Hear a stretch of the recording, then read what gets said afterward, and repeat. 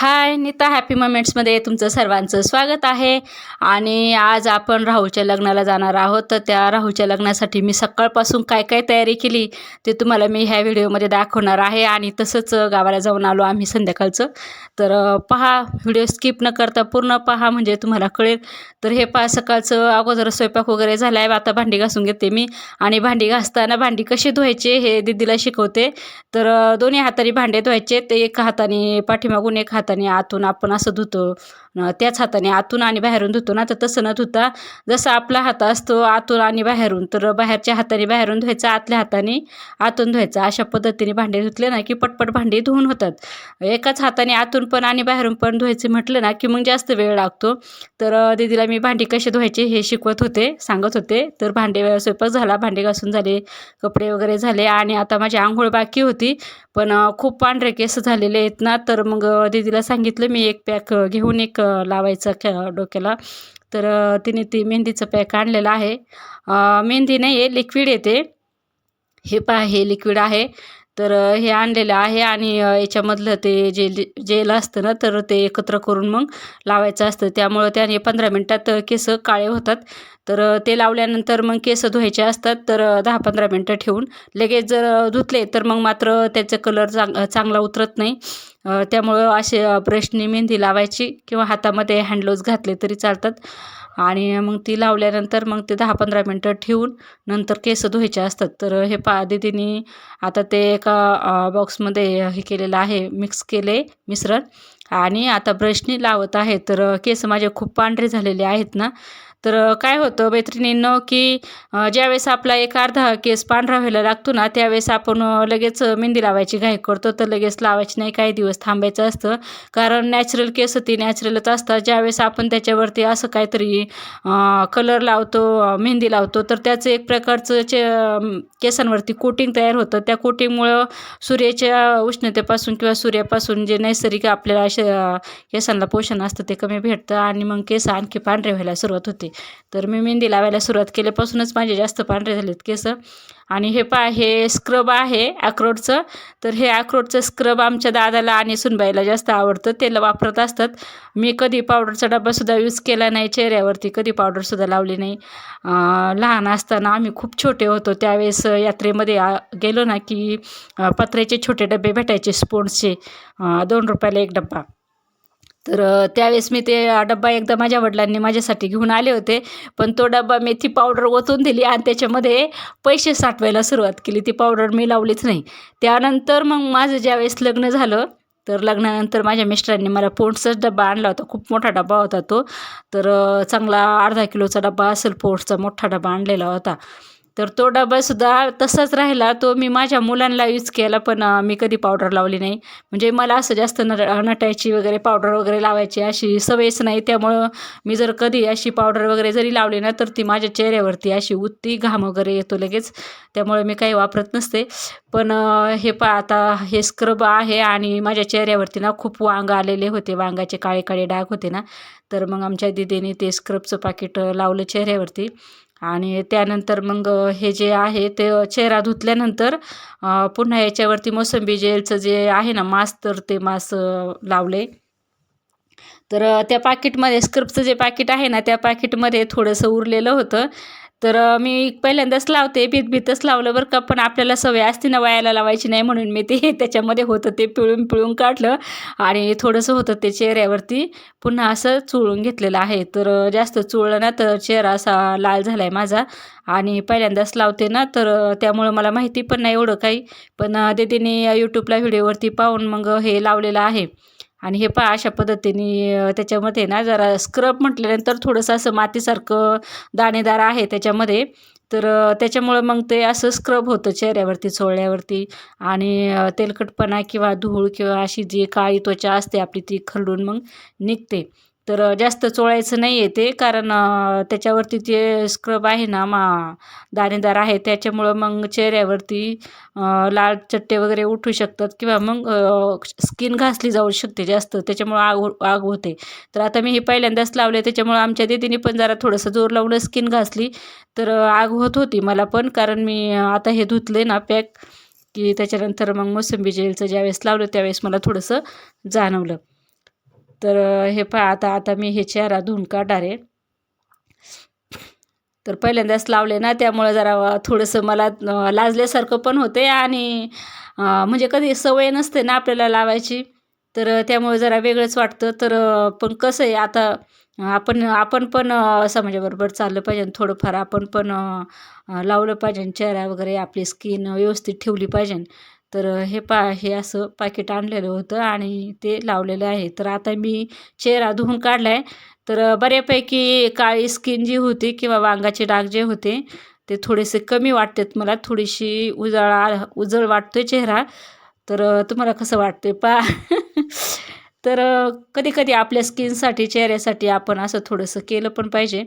मला आता कशी सवय नाही ना, हळू सवय होईल जसं-जसं मी वापरेल तसं-तसं. पण आपल्या स्किनवरती जर चकाकी आणायची असेल ना, तर खरी चकाकी ही सकाळची लवकर उठून फिरायला जातो ना आपण त्यावेळेस मात्र येतं. कारण मला स्वतःचा अनुभव आहे. आपण उशिरापर्यंत झोपलो ना, की आपल्या चेहऱ्यावरती जी स्किन असते ना, ती सुद्धा अशी थोडीशी सुकल्यासारखी वाटते किंवा त्याच्यावरती जो चकाकी असते ती थोडी कमी वाटते. आणि आपण सकाळी लवकर उठून थंड हवेमध्ये ज्यावेळेस फिरायला जातो ना, त्यावेळेस मात्र आपला चेहरा असा तजेलदार होतो आणि सुंदर दिसतो जास्त. तर चला आता खूप दिवस मी ना जात नव्हते फिरायला, तर आता जायला सुरुवात करणार आहे. आणि हे पहा ते स्क्रब लावून धुतल्यानंतर आता हे मोसंबीचं मास्क लावलेलं आहे, मोसंबी फ्लेवरचं.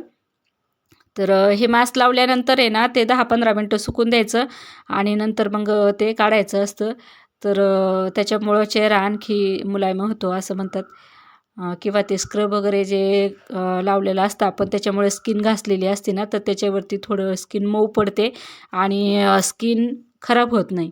तर त्याच्याकरता हे लावलेलं आहे. तर हे पहा आता जरा सुकून देते मी आणि मग त्यानंतर काढते हे. तर चेहरा कसा दिसतो ना, मी पहिल्यांदाच हे सगळ्या प्रकारचे हे असं प्रोडक्ट मी पहिल्यांदा वापरते आणि पहिल्यांदाच करते. त्याच्यामुळं मला जरा वेगळं वाटते कारण मी कधीच असं वापरलेलं नाही आहे. तर सगळे वापरतात आता, सगळ्या लेडीज वापरतात बरं का, पण मला सवय नाही आहे त्याच्यामुळं मला वेगळं वाटतं जरा. तर चला होईल सवय हळूहळू. तर हे पहा आता हे सुकले आणि सुकल्यानंतर जरा थोडंसं स्किनवर ते टाईट झालेलं आहे आणि कडक झाले ना, तर आता ते अशा पद्धतीने काढून घ्यायचं हळूहळू. तर खालच्या बाजूने असं वरती ओढत न्यायचं. त्यामुळे मग काय होतं स्किन जास्त ओढली जात नाही आणि स्किनवरती अशा रेषा पडत नाहीत. तर हे पहा असं मी काढायला सुरुवात केली. आता वाळले ते. तर निघते इझिली निघते आणि काही ठिकाणी थोडंसं ओलं पण आहे, तर ते ओलं असल्यामुळे ना मग तुटतं मध्ये-मध्ये आणि जिथं-जिथं वाळलेलं आहे ना, तर तिथं-तिथं ते एकदम सरळ सारखं निघते. तर हे पहा दीदी पण आली. दीदी पण पाहती, विचारती मला आणि तिला विचारलं मी मोबाईल पकडते का? तर ती कामात आहे ना. तर आता लग्नाला जायचं आहे आणि आजच लग्न आहे आणि लग्नाच्या सकाळच्या वेळेस मी हा कुटाणा करत बसले. जायच्या त्या दिवशीच तयारी चाललेली आहे माझी, त्यामुळे जरा थोडीशी घाई पण आहे. तर हे पहा अशा पद्धतीने मी खालून वरती अशा पद्धतीने काढलेलं आहे. तर ज्या ठिकाणी ओलं आहे त्या ठिकाणी नाही निघत आणि ज्या ठिकाणी सुकले ना, तर त्या ठिकाणी असं सरळ व्यवस्थित निघलं जातं. ते एकदम असं आपण जसं घालतो ना, तशा पद्धतीनेच ते निघतं.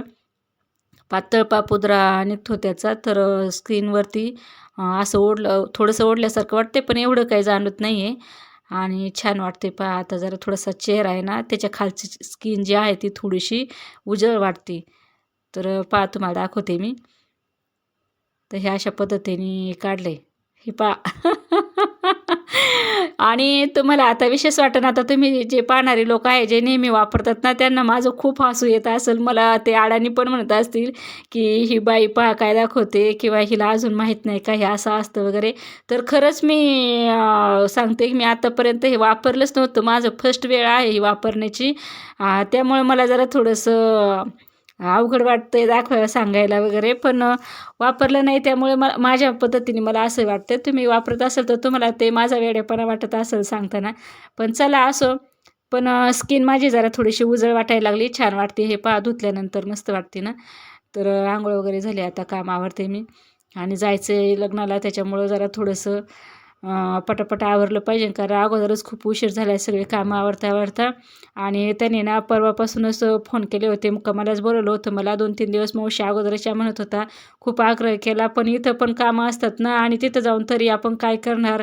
कारण आजकाल करण्यासाठी काय नसतं, सगळं काही रेडीमेडच दिलेलं असतं. स्वयंपाक वगैरे सगळं करून घेतात. तर पूजा वगैरे झाली, अंघोळ झाली. हे पहा मी आता साडी वगैरे घालून रेडी झाली आणि आता तिचं आवडतंय, तर आम्ही निघूच आता. तर हे पहा छान रेडी झाले ना आणि चेहरा पण जरा थोडासा ग्लो आला आहे चेहऱ्यावरती. पावडर वगैरे मी लावली नाही आहे बरं का. आता बघा अंघोळ केल्यानंतर सुद्धा मी देवपूजा केली आणि पावडर लावलेली नाही आहे बिलकुल पण, तरीसुद्धा चेहरा छान वाटतोय. तर फक्त ते फेस काय लावलं होतं मी स्क्रब आणि जेल तेवढंच, तर पावडर बिलकुल लावलेली नाही. तर चला आता आवरले आणि आम्ही दोघीजणीच चाललेलो आहे स्कूटीवर. तर हे पहा आता लग्नाला पोहोचलो आहे आम्ही आणि मंडपामध्ये अशी गर्दी झालेली आहे. नवरा नवरीची मिरवणूक पण झाली आणि नवरा नवरी आता मंडपमध्ये लग्नासाठी आलेले आहेत. तर आल्या आम्ही अगोदर त्यांच्या घरी जाऊन त्यांचं सगळ्यांची गाठ घेतली. नवरदेवाला तयार करायला पण मदत केली आणि मग त्यांच्याबरोबरच इकडं आलो होतो मंडपामध्ये. तर हे पहा आम्ही आता इकडं बसलोय मध्ये आणि मला ना डीजेच्या आवाजाने खूप त्रास होतो. तर तिकडं डीजेचा आवाज चालू होता, त्यामुळे मी पुढे येऊन बसले लवकरच. आणि ही आपली नवरा नवरीची जोडी कशी वाटते पहा. आणि खूप सुंदर जोडपं हे, दोघांचे स्वभाव खूप मस्त आहेत. आणि त्यांनी अगोदरच साखरपुडा केलेला होता, हळद पण कालच झाली, त्यामुळं आज फक्त लग्न होतं. आणि वेगवेगळ्या दिवशी वेगवेगळे कार्यक्रम केल्यामुळं लग्न टायमावरती लागलं आणि छान झालं. तर कसं वेळ पण भरपूर भेटतो ना, मग प्रत्येक दिवशी एका दिवसाला एक कार्यक्रम असेल ना, तर पाहुणेरावळ्यांना पण वेळ पण भरपूर भेटतो आणि व्यवस्थित कार्यक्रम पार पाडला जातो. कार्यक्रमाचं एन्जॉय पण चांगलं छान केलं जातं. तर दोन लग्न एकत्र होते. तर ही दुसरी जोडी आहे पहा, ही जोडी पण छान आहे, मस्त आहे. तर त्यांचे नातलगच होते दोघं पण आणि दोघांचे पण एकत्र लग्न ठेवले. तर छान आहे ना, आता असं एकत्र लग्न ठेवलं ना की मग शो पण येतो, लोक पण जास्त जमा होतात आणि खर्च पण विभागला जातो, खर्चाला पण चांगलं असतं. तर आता पहा खूप महागाई वाढलेली आहे आणि खर्चाच्या बाबतीत अशा पद्धतीने लग्न केलं नाही की चांगलं. तर हे पहा हे ह्या माझ्या भासासुना आहेत आणि ह्या पण लग्नाला आलेल्या होत्या. आणि हे पहा हे बाकीचे पब्लिक आलेलं आहे. तर छान वाटते ना. तर अशा पद्धतीने भरपूर लोक आलेले होते लग्नाला आणि असा मांडव घातलेला आहे आणि मांडवामध्ये नवरी इकडच्या लोकांनी नवरीला जे साहित्य आहे ना, तर ते दिलेलं आहे, तर ते पण साईडला मांडलेलं आहे. आणि हे पहा असा स्टेज वगैरे बांधलेला आहे. हे मंदिर आहे म्हस्कोबाचं मंदिर त्यांच्या देवाचं. तर तिथंच साईडला हे स्टेज मांडलेलं आहे आणि मोठा हॉल आहे हा बसायला. तर खूप छान असं पद्धतीने 2 नवरदेव आहेत आणि 2 नवरे आहेत. 2 लग्न एकत्र आहेत. दोघांनाही एकत्रच लग्न लागलं ते. तर मस्त लग्न वगैरे झालं. आणि हे पहा हे जे मंदिर आहे ना, हे म्हस्कोबाचं मंदिर आहे तिथलं त्यांच्या गावाचं. तर हे त्यांचं दैवत आहे आणि खूप छान असं मंदिर आहे हे. मला खूप आवडलं, कारण वातावरण खूप प्रसन्न आहे इथलं आणि मंदिराचं बांधकाम पण खूप छान आहे. मूर्ती पण मस्त आहे मंदिरामधली. आणि हे ना त्यांच्या नवसाला पावणारं देवस्थान आहे. तर हे पहा जय म्हस्कोबा देवा, म्हस्कोबाच्या नावाने चांगलं. आणि इथं वरती ना फोटो लावलेला आहे अहिल्याबाई होळकरांचा आणि हे घड्याळ लावलेलं आहे. इथं खाली म्हस्कोबानाथांचं फोटो आहे, इकडून महादेवाचा आहे. तर एक विशेष म्हणजे असं जगाच्या पाठीवरती कुठं जा अनेक देवांची रूपं आहेत, 33 कोटी देवांची रूपं आहेत. पण म्हणजे देवादिदेव महादेव यांची हे जास्तीत जास्त रूपं आहेत. वेगवेगळ्या स्वरूपामध्ये महादेवानेच रूपं घेतलेली आहेत. तर असं मंदिर होतं. लग्न लागले आणि आम्ही चाललेलो आहोत आता घरी. आणि मंदिराच्या समोरच ही आहे त्यांची प्राथमिक शाळा शिंगाडवाडीची. आणि हे पहा इथं शाळेच्या समोर व्यायामाचं साहित्य वगैरे लावलेलं आहे, तर मुलं खेळत आहेत. खूप छान खेडेगावामध्ये असलं तरी सगळ्या सोयी सुविधा आहेत इथं आणि खूप मस्त आहे वातावरण इकडचं. एकदम मोकळी हवा आणि छान वातावरण आहे. लग्न पण एकदम जुन्या परंपरेने पार पडलं. छान म्हणजे वातावरण आहे. तर हे पहा आम्ही आता आवरले आणि निघालो स्कूटीवरती. तर स्कूटीवरती चाललेलो आहो. येताना आम्ही वाघाळ्या रोडने आलेलो होतो, कारण इकडचा रस्ता कच्चा होता म्हणून म्हटलं पटकन तिकडच्या रोडने जाऊ, तिकडं डांबरी होता. तर पण आम्हाला माहिती नव्हतं रस्त्याचं काम चालू झालेलं आहे आणि डांबरी रस्ता पूर्ण उखडलेला आहे, पूर्ण काढला आहे आणि रस्त्यावरती कस, माती आणि मुरुम टाकायचं काम चाललेलं आहे. रस्ता रुंदीकरणाचं काम चालू आहे. तर तिकडनं आम्ही आलो तर आम्हाला खूप वेळ लागला इकडे यायला, कारण खूप म्हणजे खूप रस्ता असा खराब झालेला आहे काम चालू असल्यामुळं. तर माझे तर मनकेच ढिल्ले झाले, इतके आदळून आदळून त्या गाडीवरती भीती वाटत होती पडायची. तर आम्ही आता जाताना इकडनं चाललेलो आहोत. पहा आता हा रस्ता आहे ना, हा समोरून रस्ता जो दिसतोय, तर हा डांबरी रस्ता आहे ना, तो पाबळ रोड आहे. तर पाबळ रोडने कान्होरला जातात, तिकडं पुढं कान्होर लागतं आणि इकडं मलठण आहे. तर आपल्याला आता मलठणच्या बाजूला जायचं आहे. तर इथं पण पहा गाळे वगैरे झालेले आहेत, चांगले बिझनेस वगैरे करतात गावकडचे लोक पण. दुकानं वगैरे झालेले आहेत इथं, सगळ्या सोयीसुविधा केलेल्या आहेत. तर हा रोड आहे इकडचा मलठणचा आणि हे मलठणचं आमचं लाखीवाडीचं पठार. तर हे पहा इकडं बकरं वगैरे चरायला आणलेले आहेत लोक. आमच्या इकडं पाणी कमी आहेत, पण विहिरीचं वगैरे काही काही लोकांनी पाटाचं वगैरे पाणी आणलेलं आहेत ना, तर शेती इकडं हिरवीगार आहे. पहा काही काही लोकांनी शेती चांगली सुधारणा केलेली आहे शेतीमध्ये. कांद्याच्या आरणे वगैरे बनवलेले आहेत, कांदे लावलेत, कुणाची मका आहे, कुणाचं काय. तर छान वाटतं. आंब्याची झाडे वगैरे लावलेली आहेत शेतामध्ये. तर हे पहा अशा पद्धतीने इकडचं भाग हा हिरवागार झाला. हा पाठीमागचा रोड दाखवते मी तुम्हाला, त्याला बापदेवचा घाट असं म्हणतात. तर त्या घाटातून आम्ही खाली उतरलो आहे, आता वाडीच्या बाजूला चाललो आहे. तर अशी दोन्ही साईडनी झाडे वगैरे आहेत आणि रोड पण इकडून चांगला आहे. तर आम्हाला माहितीच नव्हतं वाघाळ्याचा रोड तिकडून चालू आहे म्हणून, नाहीतर इकडून आलं असतं तर बरं झालं असतं, पण रस्ता उरकर म्हणून आधी तिकडे गेलो. तर हे पहा आमची लाखेवाडी आणि लाखेवाडीची कमान. आणि आता खूप घाई झाली म्हणून पुढं चाललो आहे आम्ही. तर नंतर पुढे गेल्यानंतर लक्षात आलं की दीदीला ना बिबड्या करायच्यात आणि बिबड्यासाठी आम्हाला पाहिजे नव्हती लसणाची पात. तर म्हटलं चला मळ्यामध्ये आपण लसूण लावलेलं आहे, लसणाची पात पण आहे. तर पुन्हा आम्ही पुढे गेलेलो, रिटर्न आलो आणि हे पहा इथं आमच्या ताईंनी लावलेली आहे मका आणि हे आमच्या योगेशनी जिजींनी आमच्या शेतामध्ये वाल लावलेला आहे. तर मोटर जळलेली आहे आमची आणि त्यामुळं वालाला पण पाणी नाही आहे आणि मकाला पण पाणी द्यायचं होतं ताई सांगत होत्या, पण आता पाणीच नाही आहे. तर मोटर कधी नीट होईल त्यावेळी आहे, त्याच्यावरच आहे. पण कसं आहे ना, ही माती जरा थोडीशी अशी चिवट माती आहे, पाणी कमी पडलं ना की लगेच भेगा पडतात. असं ओढून धरल्यासारखी होती माती. तर हे पहा अशा भेगा पडलेल्या आहेत मातीला, त्याला पाणीच पाहिजे. पाणी जर दिलं ना तर की मग चांगला माल येतो त्याच्या, नाहीतर मग असं थोडंसं ओढून धरल्यासारखं होतं. तर मला आज विशेष जास्त करून आमच्या चांगा अण्णांची आठवण आली, आमच्या ह्यांचे मोठे बंधू. कारण वाल होता ना, वालाला पाणी नाही, शेंगा पण कमी होत्या, पण त्याच्यामध्ये साईडला ना गवत जास्त झालेलं होतं. तर जी करत असते आणि योगेश पण करत असतो, पण तो कामाला जातो, जीजीला पण घरचं आणि बाहेरचं पाहावं लागतं.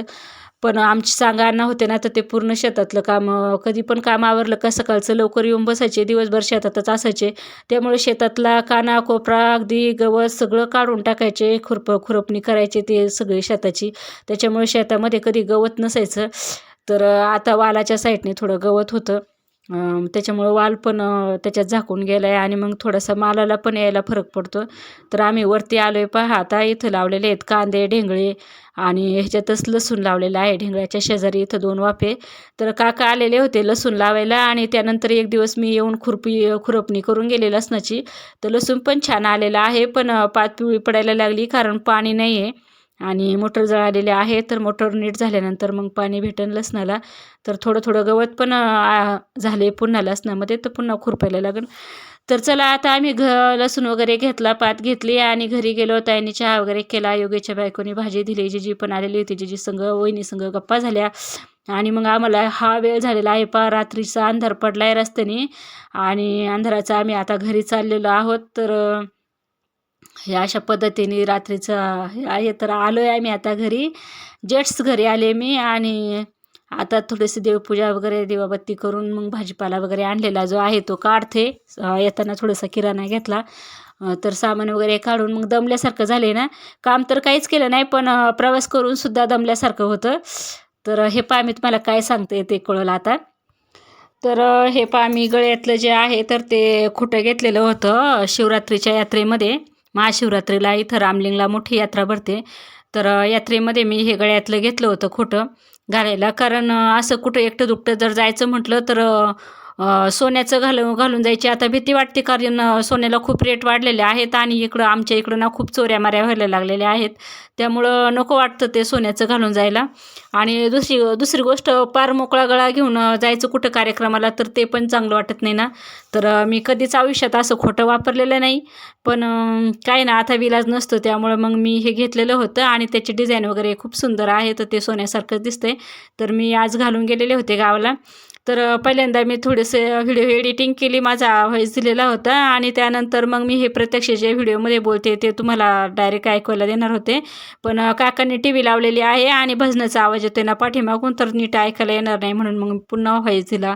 तर हे पहा अशा पद्धतीने आम्ही गावाला जाऊन आलेलो आहोत. तर काम तर काहीच नाही पण खूप दमल्यासारखं झालं आहे. प्रवासानेच दमल्यासारखं होतं आणि आता ना चांगले ऊन पडतंय. तर उन्हाळा चांगला चालू झाला आहे तर गरमी पण होती. तसं गाडीने रस्त्याने प्रवास करायला काही वाटत नाही. पण उन्हामध्ये असं कुठं तेलकट जेवण वगैरे झालं ना की मग जरा थोडंसं त्रास होतो. तर जाताना ना रस्त्याने खूप आदळल्यासारखं झालं होतं मला. त्याच्यामुळं माझ्या मणक्यांना वगैरे तर अगोदरच त्रास होतो. मग थोडंसं अस्वस्थपणा वाटतो. तर हे पहा मग आम्ही आता जाऊन आलो आहे. तर हे माझं जे गळ्यातलं आहे ना तर त्याच्याविषयी मी तुम्हाला माहिती सांगते. तर हे जे आहे हे खोटं आहे गळ्यातलं आणि हे जे आहे ना आतलं तर हे खरं आहे बरं का. तर ते आतमध्ये घातलेलं होतं मी आणि हे जे आहे तर हे बाहेर होतं. पण निघताना ना ताईला भीती वाटली आणि आमच्या ताई आल्या. ताई मला म्हटल्या, "अगं हे जे आहे ना हे असं गळ्यामध्ये वरती नको ठेवू, ते आतमध्ये घाल." तर मी त्यांना म्हटलं, "अहो ताई ते खोटं आहे." पण ताई मला म्हटल्या, "अगं 2 दणके खायला खोटं काय खरं काय? दणकं खायला खरं असलं काय खोटं काय? त्यांना काय करायचं तू आतमध्ये घालून जाते." तर ताईने आतमध्ये घातलं ते. तर असं असतं प्रेम, माया, जिव्हाळा. तर एकमेकाबद्दलची आपुलकी हे जे आहे ना हेच आपण कमवलं म्हणायचं. आयुष्यामध्ये पैसा किती कमवला तर त्याचा काय उपयोग होत नाही. आपल्या पाठीवरती शाबासकीची थाप देणारे आणि आपलं कौतुक करणारं जर एखादा माणूस आपल्या आयुष्यात असेल ना तर तीच आपली खरी धनसंपदा असते आणि तेच आपल्या आयुष्यात जगण्याचं मोठं यश असतं.